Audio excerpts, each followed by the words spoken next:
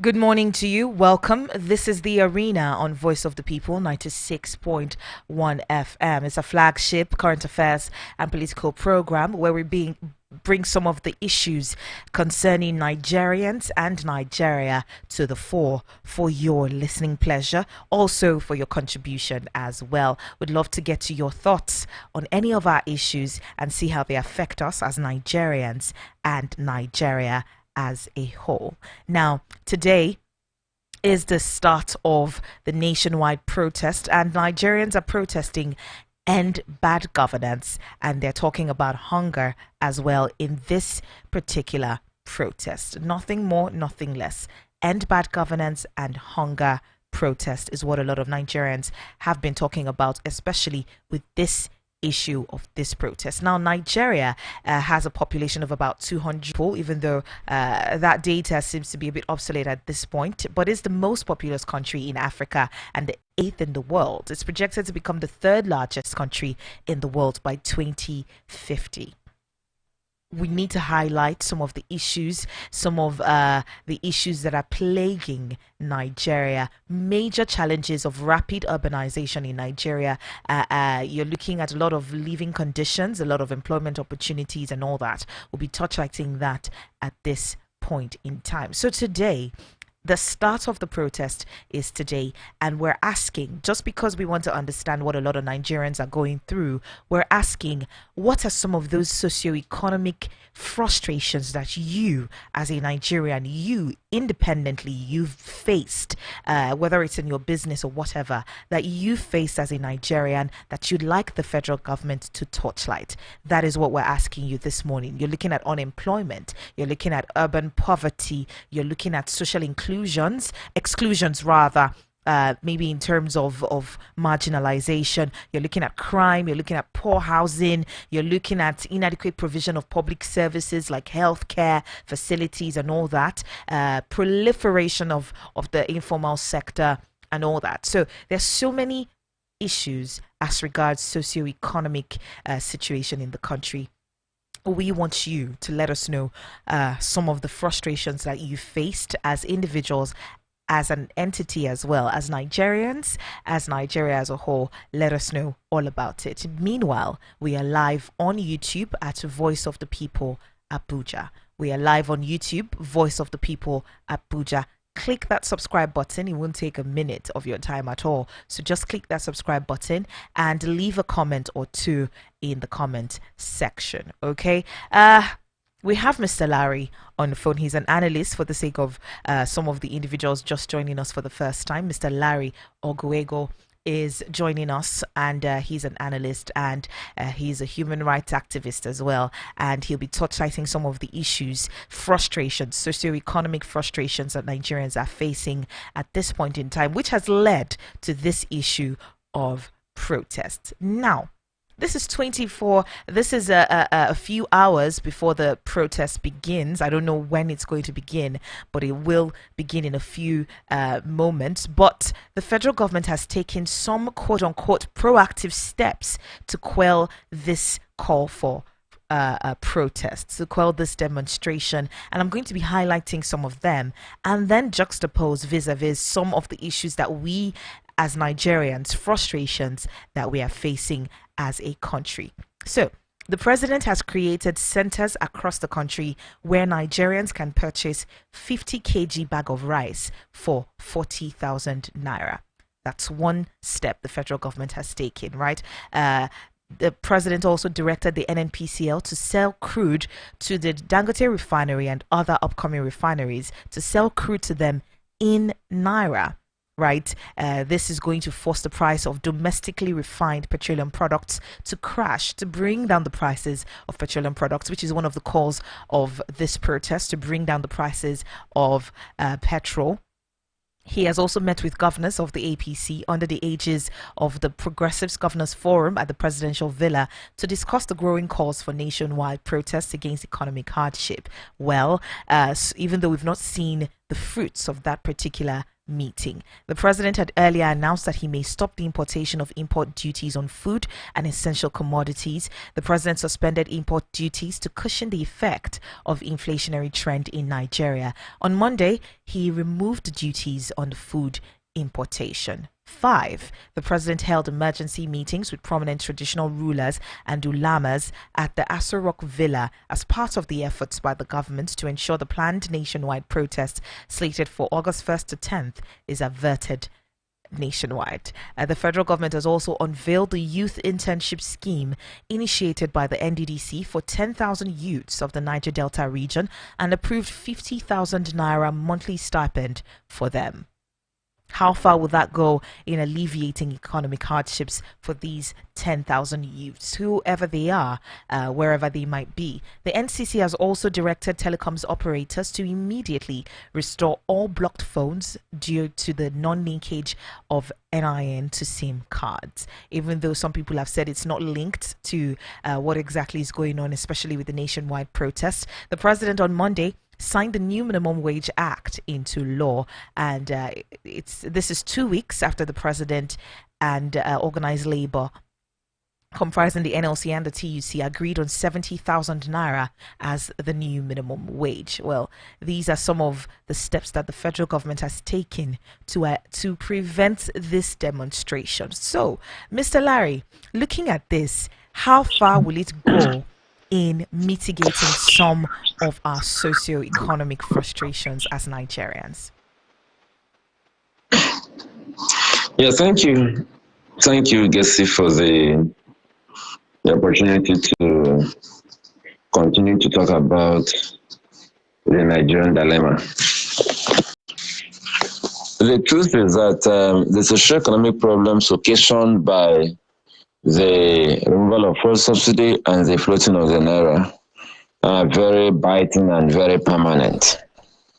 Permanent in the sense that there is no reprieve and there is no sign that we are going to get out of the wood soon.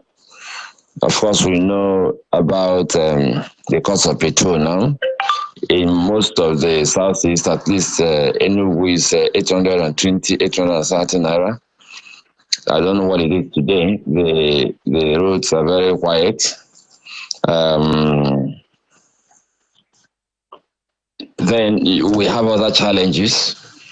People can't buy things as basic as tomato and pepper.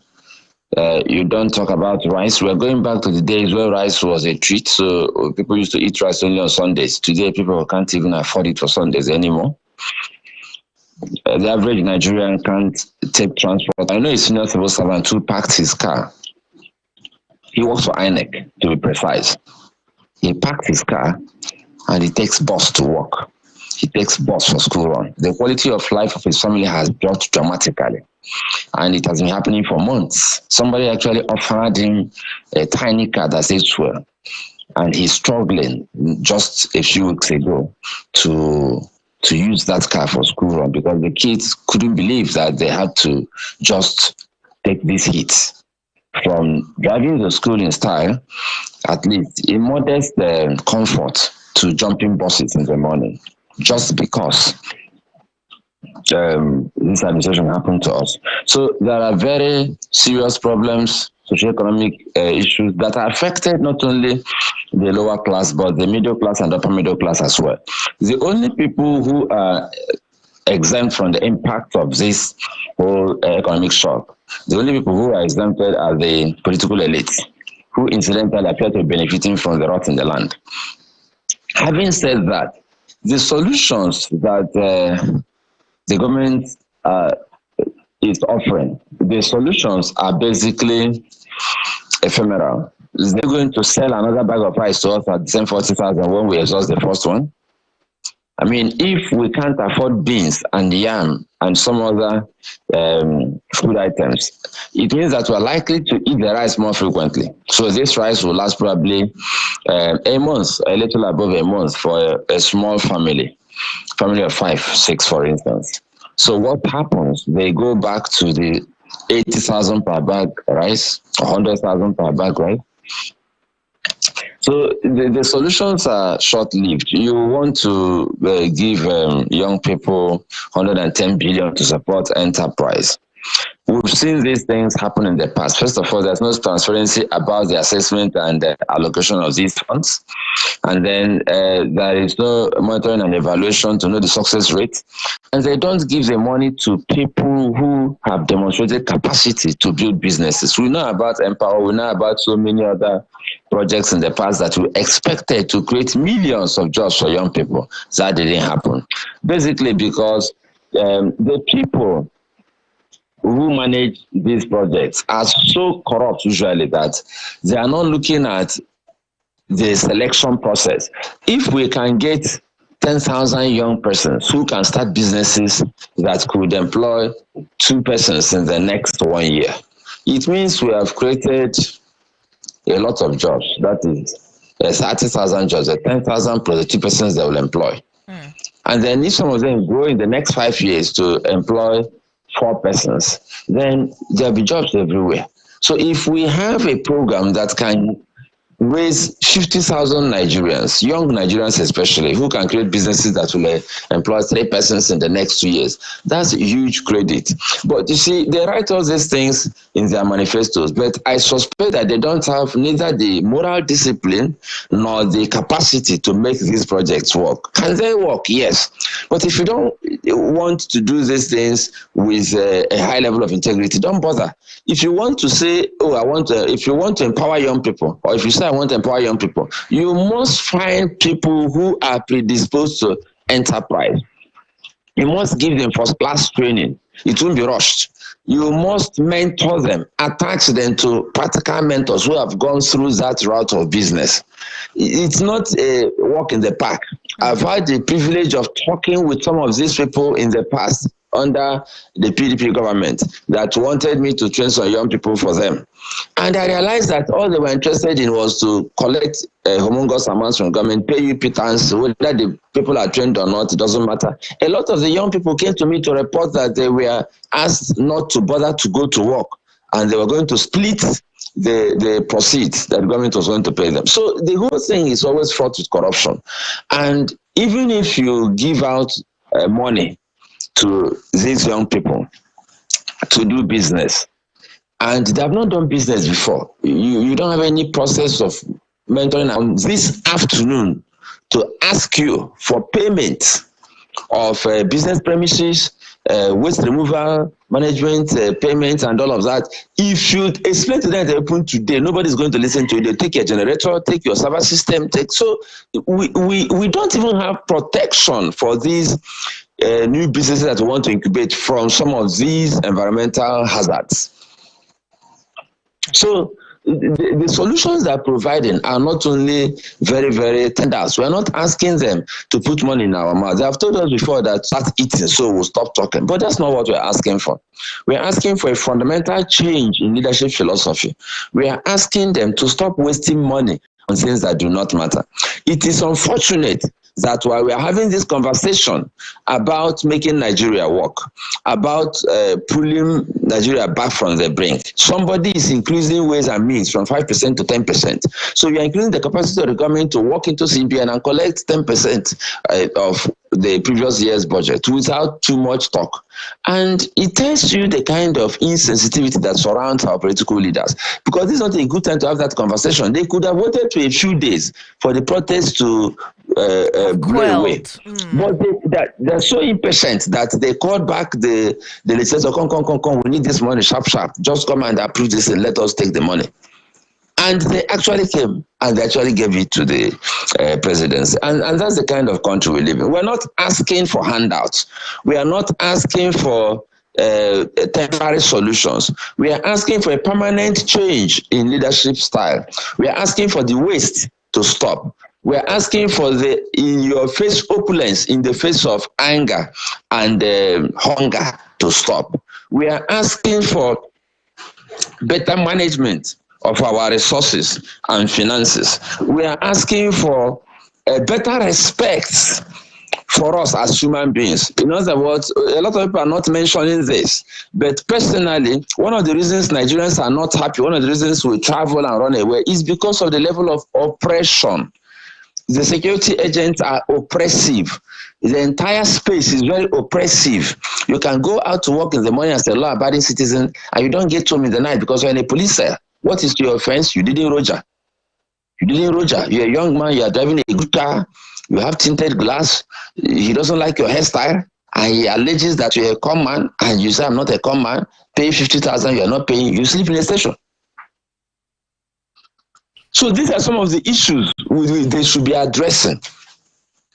Not throwing money at us. And the money, we're not even seeing the money, it's phantom money.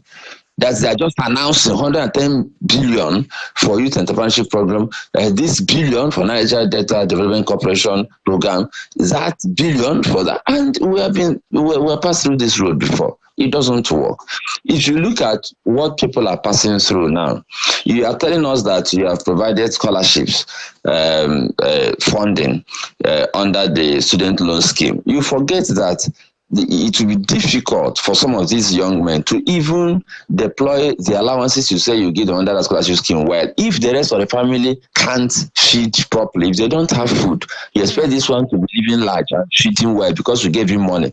There are problems that are fundamental. If you look at Maslow's hierarchy of needs, there are things that are fundamental. That is food, you have shelter, you have clothing. There are things that are very basic. Nigerians don't have any of the basic things that Maslow told us are fundamental to well-being. That is where we are. All right, you can call in and let us know some of the frustrations that you are facing as a Nigerian, and also leave a comment or two on our YouTube. It is at Voice of the People Abuja. Voice of the People Abuja. We're live on YouTube at Voice of the People Abuja, and we're talking about issues in the country that the federal government needs to be paying a closer attention to, instead of this band-aid approach to issues. Even though we know that when you put a band-aid on an injury, it's not a permanent solution to it. So this is a conversation that we're having at the moment. You can call 0808 312 8618. 0808 312 8618 is the number to call to be a part of our conversation this morning, as well as on YouTube, Voice of the People Abuja. Mr. Larry, one of the issues that the federal government, one of the steps that they are bragging about as a remedy to quell this demonstration is the signing of the minimum wage into law. Even though it took us the Israelites' journey to get into the signing of that bill in the first place, now the Northern States Governors Forum, they're coming out to say that, you see that 70,000 naira, they can't even pay it. So, what is the hope for Nigerians who are even celebrating 70,000 naira? Go ahead. We saw it coming. We saw it coming. The state governors said that they wanted to be part of the negotiation. They were ignored. Some of the states have not been able to pay the last minimum wage. So I don't know where they got the impression that they will pay this one. And unfortunately, your Senate president goes around talking about the fact that even housemates will earn 70,000. I don't know where he got that from, because the average Nigerian who used to have housemates are even figuring out how to cope without housemates, because they can't even pay them the normal fares and feed them. Feeding is becoming a major issue with everybody and anybody.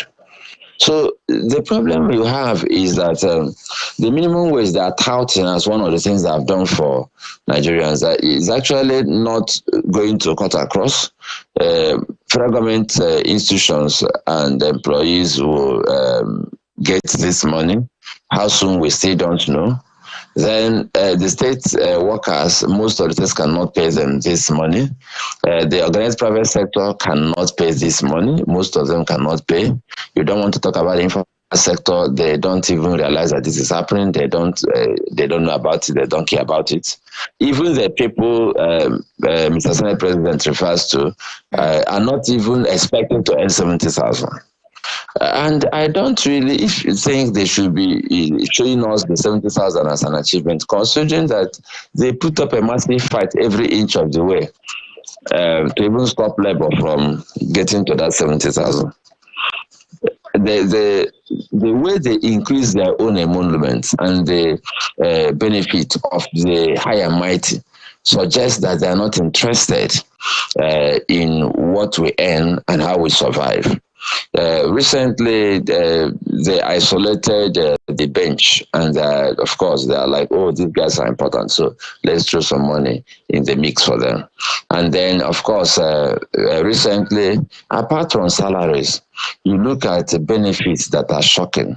Recently, they got vehicles worth 160 million. Now, if you check how many civil servants 160 million will pay minimum wage, and for how long, you will marvel. And that's the kind of money they spend on themselves. Let me explain this a little further. If you buy a car worth 150 million for a senator, one of the things you've done is to give him an allowance or transport PEC subsidy, call it what you like, of 40 million per year for 4 years. That's for claiming that he will serve Nigeria for 4 years. He has not even served, though, for just positioning himself that he will serve Nigeria for 4 years. Some of them will be sleeping through this service. So we are paying them 40 million per year for 4 years for transport. I'm not including the petrol allowance. I'm not including the flight allowance. I'm not including if you look at your account, they will drop something, they will drop to me. I'm not including those ones. I'm saying just car, 40 million per year. But the Nigerians who serve Nigeria, who come out of university with 2-1 first class and they get into service in Nigeria and they work hard for 30 years, when they finish, their gratuity enters voicemail.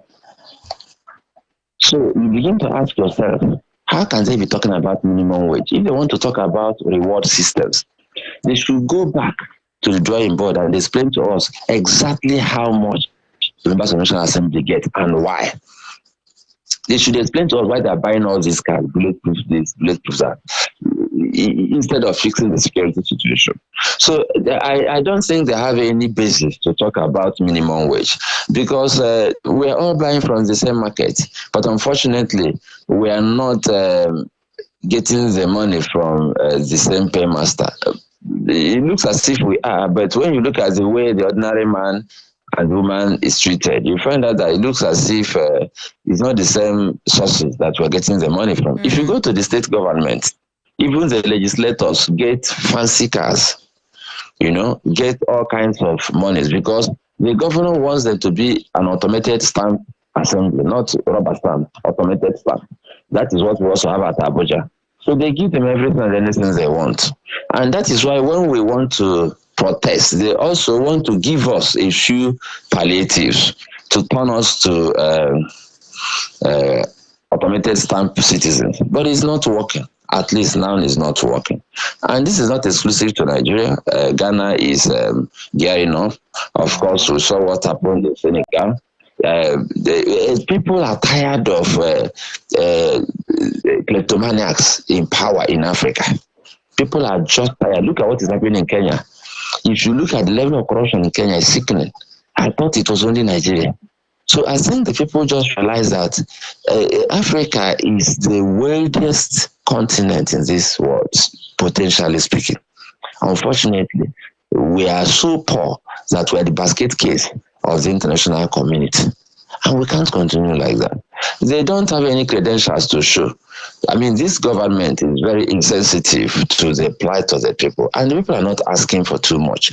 They should just shift their body language. Stop wasting money when you are claiming that there is no money. That's the most important thing they can do. And don't just say it. Forget the opulence. Live a normal life. I mean, people will change their narrative if they come to the airport and they see the Senate president flying first class. They say, wow, whatever happened to his jet? The Nigerians are very quick to forgive. I'm not joking. If these guys started handling things differently in the past 4 weeks, you see headline everywhere. Every station will talk about it. Senate president seen flying, and they ask and say, "Oh, we decided to save cost." I'm not joking. If they did this, just this kind of optics, even if it's fraudulent, 3-4 weeks ago, we may not be talking about demonstration or protest today.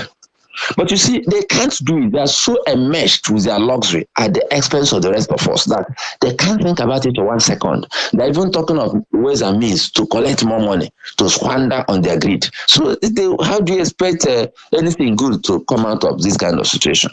That is, you're expecting them to actually give you real solutions? No, now they are running away from the real issues. The real issue is that they should stop importing petrol. They should stabilize the price of naira.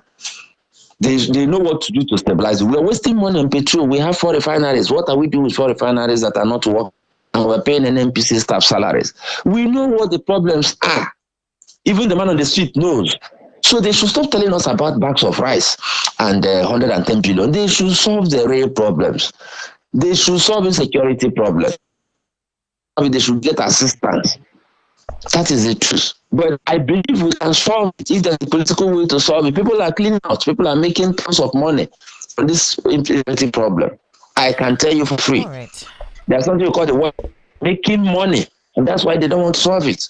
So I think we need to just tell ourselves the truth. These guys don't really care about us. And the only way we can assert ourselves is to let them. In you talked about the insensitivity of the law of our leaders, right? And there was a conversation had yesterday with Benjamin Kalu, the Honorable Deputy Speaker of the House of Reps, and he was talking about Igbos. They will waste you if you go out to protest. Now, it's a very interesting point that I'm trying to make here, because Igbos are one of the people that have been crying about marginalization so far from the Buhari's administration down into this administration, and we've not seen the end of it, because Nnamdi Kanu is still in a legal mumbo jumbo with the federal government. So having a leader of the Senate coming out to talk about this, and the way he said it, a lot of Nigerians have called it emotional blackmail.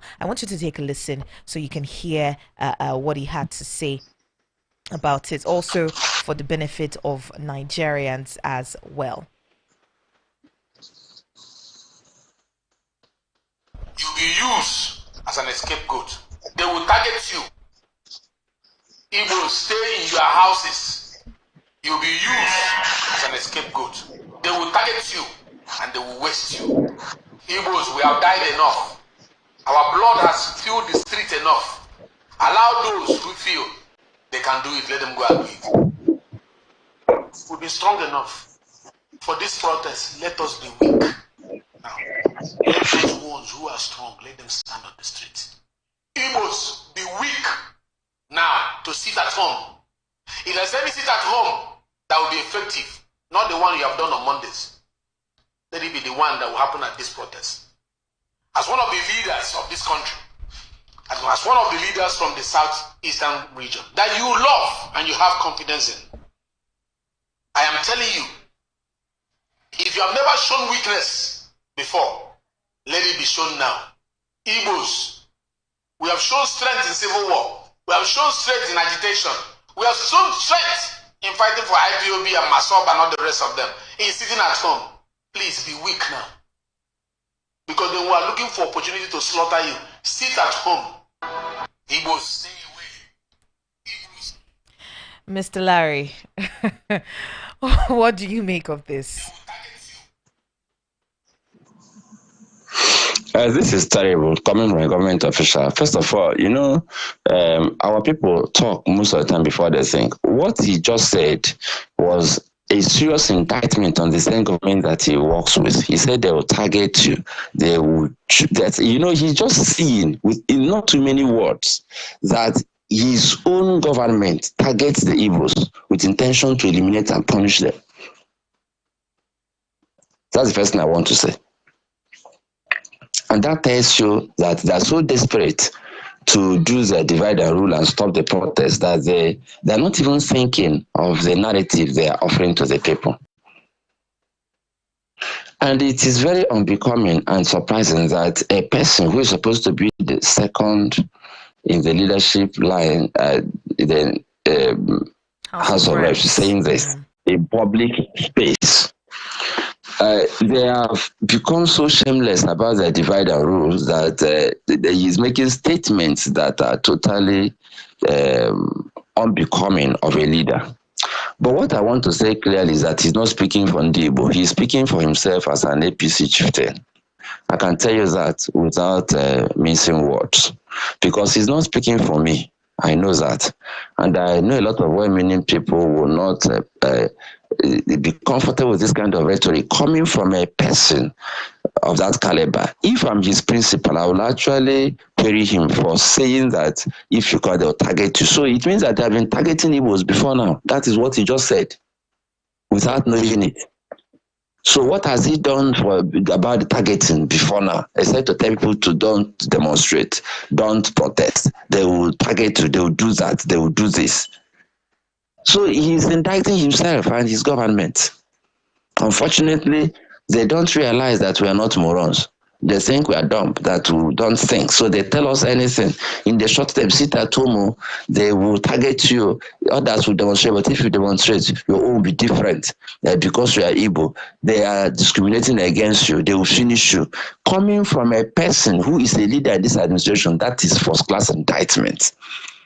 And we should ask him, what have you done all this time that they have been militarizing the Southeast, they have been targeting them, and your own words, what have you done? He was the person who said the other day that it's unfortunate that you have too many checkpoints, that the place is militarized and all that. There could be other ways to provide security. He said it, but he has not done anything about it. And just now he's using it as a reason for the people not to protest, that they should sit at home, that their case is special and they are targeted. It's sad. And the reason politicians misbehave in Nigeria is that there are no consequences for bad behavior. Absolutely none. There are no consequences at all. Let me remind you, in case you do not know, that people have been sent to jail because of the dam that broke down in Libya. Some people have taken the flag. In Nigeria, listen carefully, in Nigeria, we couldn't maintain a simple elevator after several months of complaints. When the elevator plunged and killed several promising medical doctors, till today, not one person has been held accountable. Doctors made some noise and forgot and continue planning their japa.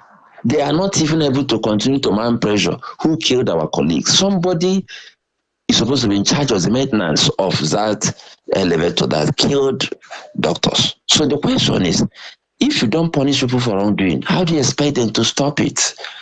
That's the problem. We have politicians who say anything, do anything, and get away with it. Mr. And Larry, that's why we have this Let's listen to what Akpabio has said so far. I mean, he's one person that has been dragged the most in this administration for comments that are either inciting, insensitive, derogatory, sexist, in one way or the other, not once, not twice, not three times during this, in the space of 9 months that they've been operating. He said a lot. So let's just quickly take it and then get your 2 cents on that particular conversation. And I assure you that those issues will be addressed. MD, I want to thank you for what you said. You said, we are not interested in regime change. Let us own this government. Those who want to protest can protest, but let us be there eating. Am I right? I must thank Niger Delta. So, in conclusion, we acknowledge the fact that the impact of oil and gas activities in our region. All right. It was that statement he said that those who want to protest can go ahead and protest. We that want to continue with this government will stay home eating. And a lot of Nigerians have been dragging him that how can you say this when people are actually protesting hunger? The hunger is the reason why a lot of people came out. You see, Gessi, I've always told you that I'm not feeling the hunger now. He emphasized it. If you look at the man's robust frame and his shining face and fat neck, you'll understand that he has been eating. He has not stopped eating since he became a member of the National Assembly. in Akpabio State, and he's still eating. These people don't know what the common man passes through every day. But my pain is that this man appears to talk before he thinks. He's very garrulous, and he has said a lot of things that are embarrassing to this government and even to his person. I don't know how he does it, but he just says anything that comes to his mind. I think his handlers, he should have a media support team. They should sit him down and coach him. He should stop talking altogether if he doesn't know what to say, or maybe he should write scripts and talk with scripts, because these are the things that infuriate Nigerians. How can you tell people that those who want to demonstrate can say that the rest of us will be eating? You and who will be eating? Eating what precisely? So these are the things that make Nigerians mad. You're telling us that you're thinking about you missed out on the eating. Reducing the whole thing to child's play. I don't know if they ever talk to the man at all. I think apart from his handlers, his employers should also tell him, even the Senate should make it clear to him, you can't be talking like this. You are the leader of the Senate. You are the number 3 person in the hierarchy, a fancy convoy that most heads of states in the world would be jealous of, which we don't actually want you to have, but you took it by force all the same. After all of these perks, what you do is to just insult us every time you have the opportunity to speak. It is not right. And right. I think one of the things we can do is to emphasize some of these gaps, so that maybe when he begins to hear himself on radio say this kind of thing repeatedly on social media, and then he gets people's comments, maybe he will start controlling the way he speaks. But it's insensitive, totally insensitive and uncalled for.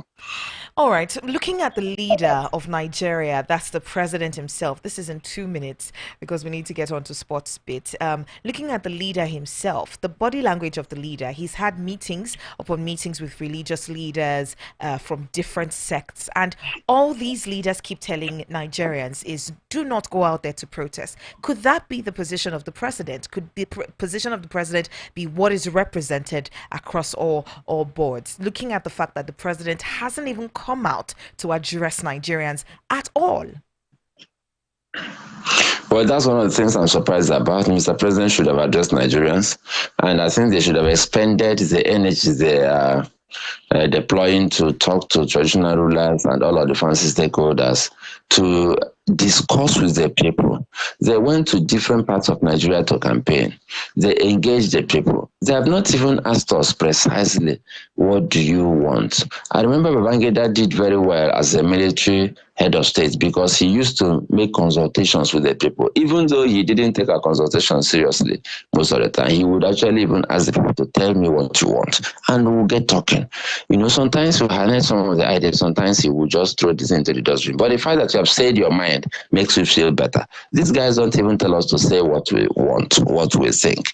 That would have probably helped diffuse the tension. Mr. President should have come out to speak to us and set up a system that will enable the government interface with the people so that they will actually know the right things to do for the people. But I don't think they want to do those right things. It's not rocket science to know that we need to deal with security, that we need to deal with the watchtower value of the naira, that we need to deal with the price of petroleum products.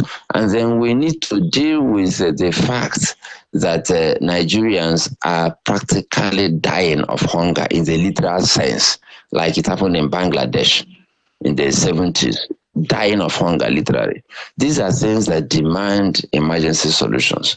These are not things that demand nebulous promises and conversations. It's not about don't protest. No, it's not about spending money or deploying influence so that leaders will come out and say don't protest. No, some of these leaders will say it on radio, television, social media, and go back and tell the young people, Joy, if you want to protest, protest. So this thing is biting hard. So I think the leaders should lead with a certain degree of integrity and conviction. They should put their pocket where their mind is. And when we tell Nigerians to call and talk or to say what they're saying, they'll just be listening and then they will keep quiet. It is because we have passive citizens that these things are happening. The citizens should begin to listen to the voice of the people because they own the democracy, they actually own the nation, they even own the president and all of his aides. So the people should speak up and speak out. The least you can do is to talk. The only thing it costs you is the ability to think and then talk, so that that if they don't see you, at least they will hear your voice. I hope we would be more serious about listening and actually working with the voice of the people. All right. Thank you so much, Mr. Larry. We'll speak tomorrow once we see what the nationwide protest looks like and how it went today. Thank you so much for your time. Yeah, yeah. Thanks for having me. Meanwhile, Enugu City, where I am presently today, is dangerously quiet. Um, very, very quiet. It's like this quietness we have before a storm, but I hope there won't be a storm. Do have a wonderful day. You too. All right, that was the conversation had with Mr. Larry, and we're just looking at a lot of things happening in the country. But over to the Olympics, no, so Arinzechi is here, and Favor Ofili was not allowed. She was left out of the women's 100 meters race, and she was disappointed, even though we don't know why that is at this point in time. Not so. Yeah, he said so.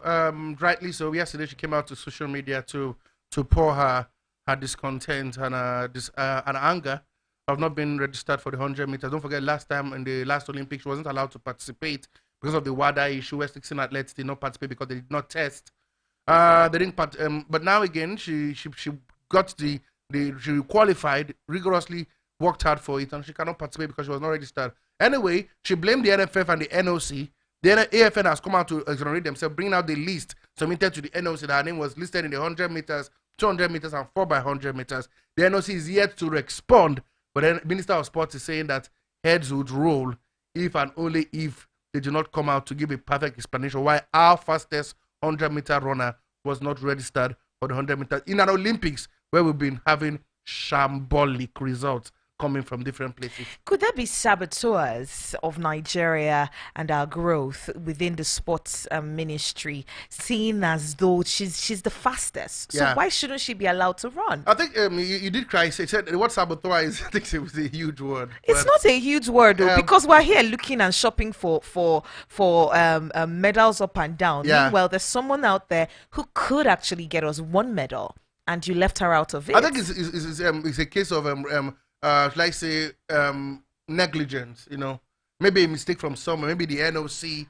Maybe what kind of expensive mistake is that? Like I said, it's something that the ministry said they will investigate, and when they find out, they'll give proper information to the press on what really went wrong. But let's hope. We hear the AFN is still struggling around the clock to ensure that she participates. But don't forget, a lot of people are saying this is the narrative we're getting from some of the media, some of the pressmen in France. They're saying that due to the wave of heat in France, they're trying to put the games closer and closer, and that means it will be difficult for you to run 100 meters and run 200 meters and run the 4x100 meters. And so the coaches are deciding to which one would be preferable for you to participate, where you can likely win medals. But I know if that was the case, I think she was not communicated with for her to go to social media and have a proper rant. It is what it is. All right, so we'll watch and see how all that plays out. Meanwhile, we're not sure of any medals yet. Absolutely. Right? The Olympics is going crazy. The Falconets were dumped out yesterday, 3-1. It ended. Jennifer Chegiri scoring Nigeria's only goal in 3 games, considering a total of 5 goals. And again, now, this is our record. 13 games at the Olympic, 12 losses, just 1 win. Dumped out again after 16 years. I don't know. A lot of people were saying, why not allow Bayana participate? The girls from South Africa, and then see whether they can do Africa proud. Zambia dumped out, Nigeria now dumped out. Sad one. Also, our team captain, talking about Onel Perua, also in the badminton, he lost yesterday to Lee of China, 22-17, and he has been dumped out of the competition. So, voila, tennis gone, football gone, boxing gone, and now badminton gone. We'll wait and see what happened in basketball. We had they play France later today. Don't forget, they beat the world number 3, the Up House of Australia, 75-62, and they're hoping to get one over the host, France, when they play exactly 4:15 today in the Olympics. Okay, let's be watching and seeing how all that plays out. Meanwhile, there's other sports stories. Absolutely. The Falconets have decided that they'll be heading out for the Under-20 World Cup on the 18th of August. Don't forget, this is the first ever World Cup that will be played with 24 teams. They're in Group C. They have the likes of Germany. Don't forget, Germany is in our group. Venezuela and Korea. They'll be heading out on the 28th, and the tournament will begin on the 31st of August to end on the 31st of August and on the 22nd of September.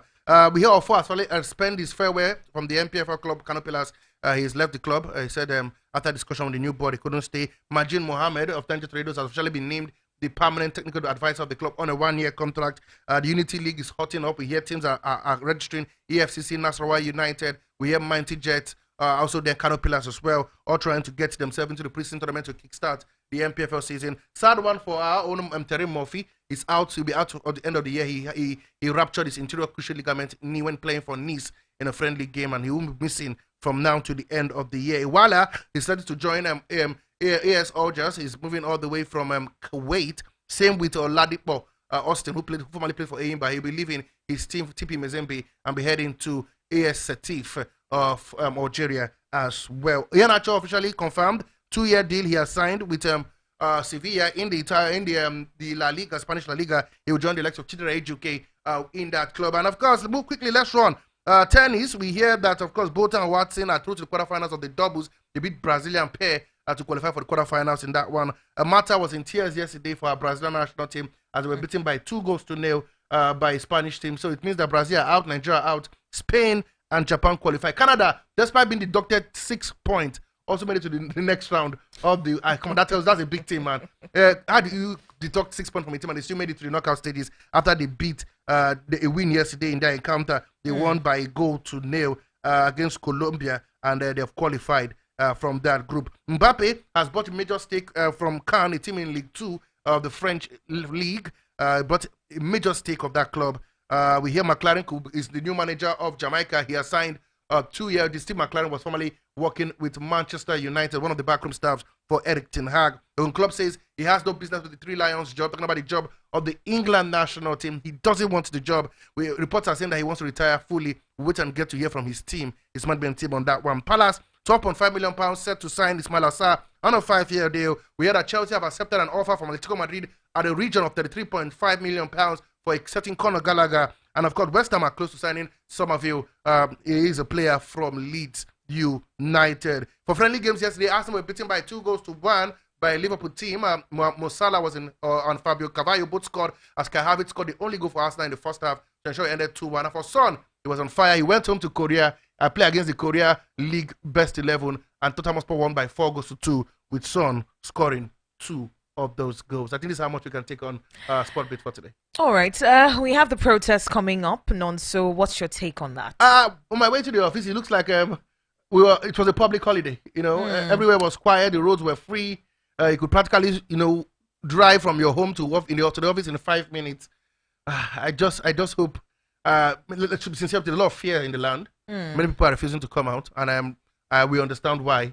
We just hope that the peace of the state is not being raptured by this protest. But wait and see. The protest has not begun yet. Like I said, wait and see. But I just hope. But no matter what happens, they've got the right to protest for their daily bread. But I just want to hope that there will be no chaos come the end of the day. All right. If you will be going out to protest today, there are a couple of things to note. You first of all have to subscribe to our YouTube channel. Make sure that you subscribe to our YouTube channel. It's important to do so. And then also make sure that you're going out and you know why you are protesting. It's important you know why. Don't just join the bandwagon and go out to protest. Then you should also carry water with you in case the police decide to throw tear gas in the air. You have something to clean your eyes and wash your eyes with.